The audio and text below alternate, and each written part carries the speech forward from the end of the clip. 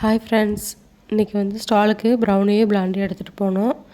அதை வந்து வீட்டிலே பீஸ் போட்டு பேக் பண்ணி எடுத்துகிட்டு போயிடுவோம். அப்போ தான் கொடுக்கறதுக்கு கொஞ்சம் ஈஸியாக இருக்கும், வேலையும் சீக்கிரம் முடிஞ்சிடும். அதனால் மேக்ஸிமம் அப்படி தான் பண்ணிகிட்ருக்கோம். இன்றைக்கி ஒரு இன்ஃபர்மேஷன், ஒரு அட்வைஸ் எனக்கு தோன்றதையே சொல்கிறதுன்னு நினச்சிக்கோங்க.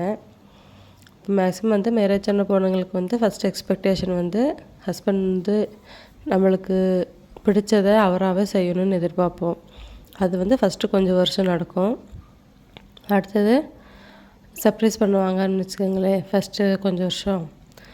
அடுத்து கொஞ்சம் வருஷத்தில் என்னாகும், சர்ப்ரைஸ் பண்ணுறதை விட்டுட்டு உனக்கு என்ன வேணும்னு கேட்டு செய்வாங்க. சரி பரவாயில்ல, அந்த அட்லீஸ்ட் கேட்குறாங்கல்ல, நம்மளுக்கு என்ன தேவையானது கேட்குறாங்களேன்னு சொல்லி யோசித்து நம்மளுக்கு தேவையானதை சொல்லுவோம்.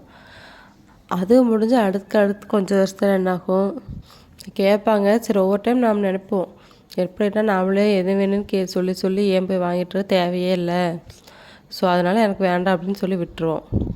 ஆனால் உள்ளுக்குள்ளே எக்ஸ்பெக்டேஷன் இருந்துட்டு தான் இருக்கும். அட்லீஸ்ட் ஏதாவது நம்மளுக்கு தெரியாமல் ஏதாவது செய்வாங்களோ அப்படின்ட்டு. அட்லீஸ்ட் ஒரு சின்ன மல்லிகைப்பூ வாங்கி கொடுத்தா கூட நம்மளுக்கு அது வந்து ரொம்ப ஹாப்பியாக தான் இருக்கும்.